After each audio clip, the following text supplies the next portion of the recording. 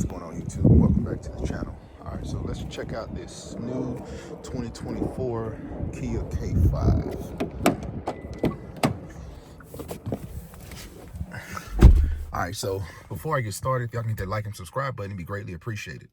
Okay, so in this 2024 Kia K5, this thing has 180 horsepower, and it's a 1.6 liter turbo 4-cylinder. All right, so what you get, this is the GT line, and what you get in this trim package is these fake leather seats with these fabric inserts. You also get a nice size screen. I think this is I want to say an 11-inch screen. Not sure, but I'll find out and post that into the description. You do get more of a traditional shifter.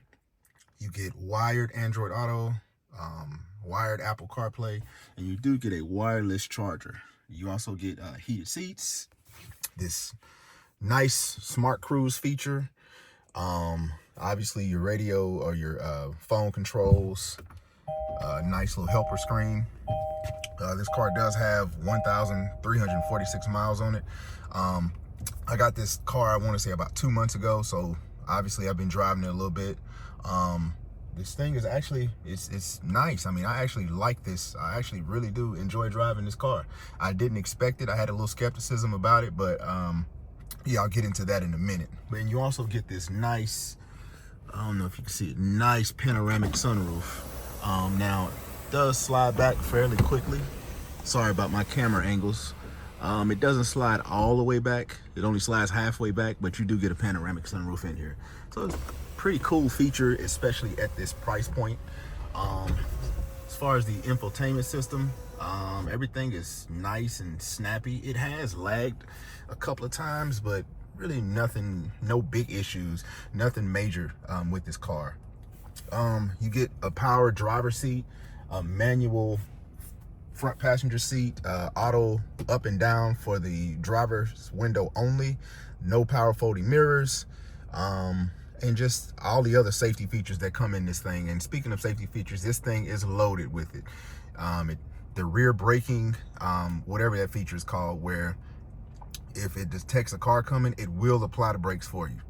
And this thing has done that to me, I want to say about 2 or 3 times since I've had it. I saw the car, but I guess the Kia didn't think I saw the car and it applied the brakes for me. You do get this smart cruise feature, which I got to be honest, y'all, this smart cruise feature scares the shit out of me. And the reason it does is because it's that good. And for me, giving up control like that to a car, I just find that strange. I mean, I've been driving for a long time, and I just find that strange to actually use this thing. I'm like, when I do it and I have everything turned on, it's awesome. But like, my hand is like this. I'm waiting for something to happen so I can hurry up and grab the steering wheel. That's how I'm driving, because this thing is incredible. It is really that good. And for a car that costs, you know, under $30,000, it shouldn't be that good. I mean, it's hard to believe that this is a Kia, but the fact is, it is that good. Can't say enough good things about it. This thing is awesome. The gas mileage on this car, again, it's awesome. I've gotten about, I want to say about 37 mpg on the highway, which is a lot better than when I had my Titan. I traded my 18 Nissan Titan for this car, just because I recently moved to California and the gas prices are a lot higher than I initially anticipated. So gas mileage here is obviously a lot better than a Titan. But one of the things I don't like is the size of this gas tank.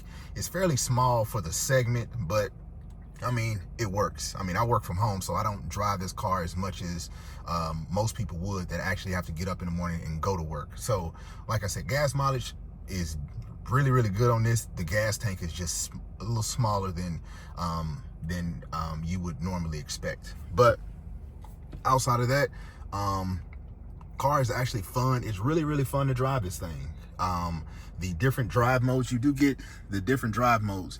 And I used to think that these drive modes was basically a gimmick.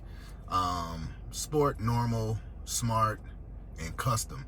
So what I've found is when you switch it to sport mode, I've had rental cars before that have had this, and I've gotten the opportunity to kind of play around with the drive modes.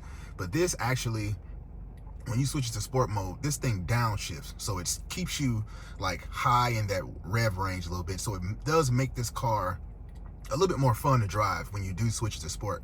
I find that, you know, driving in California, if you're not driving fast, if you're not doing at least 75, you're driving slow. So to kind of help weave through traffic, if you do throw it in sport mode, it does make that experience a little bit more fun. So I would, if you do have a Kia, if you're considering buying this car, or I think the Hyundai Sonata version of this, I would highly encourage you to try it in sport mode and just see how it is. I found this thing to be a lot better to drive, but I'm trying to be gas conscious because I don't want to drive this thing to the gas station, you know, playing around with it. So but outside of that, I mean, like I said, this car is awesome.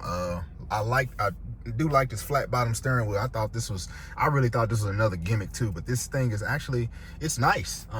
Like I said, it's really hard to find something wrong with this car. It really is. And before I did buy this car, I know that there are there's a bad light on Kia. I guess that'd be the easiest way to say that, in terms of the whole Kia boys thing, where they're stealing Kias and Hyundais with the USB thing, USB wire.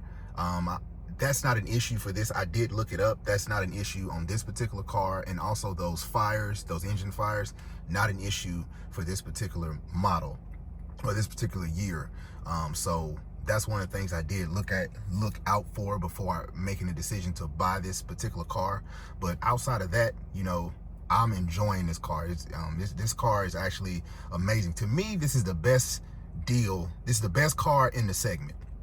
And when you think about the warranty, 10-year, 100,000 miles, when you think about what you get for the price and just the overall drive, I just really don't see anything that can match this car. Obviously, if it was a Toyota or a Honda, it would last basically forever, and I don't expect this car to last to that level. I mean, it's kind of hard to run with a Toyota or a Honda in terms of reliability, but I don't expect to have any troubles with this car. And if I do, like I said, I got that nice long ass warranty to kind of cover me, so not worried about that. I am a huge fan of Nissan, and the reason I didn't go with the Altima was because of the CVT. I wanted something with a traditional transmission, which is what this has, and then all of the technology on top of that. So it was just a no-brainer for me to go and look at this car. Didn't want to deal with that CVT. I'm not a fan of it. Didn't want to have to deal with any of that at all. So I decided to go with something different in this Kia, and I'm not regretting that decision at all, not even a little bit. Car is amazing. Can't really say enough good things about it. There are some bad things. I will make a video of the things that I dislike about this car. Not really, I mean, it's not that big of a deal, but I mean, you really have to find some things. But I think I found a couple of things. I'll make a video on that and post that a little later. But like I said, enjoying this car. I really am enjoying this car. But as always, y'all, thanks for watching, and y'all have a good day.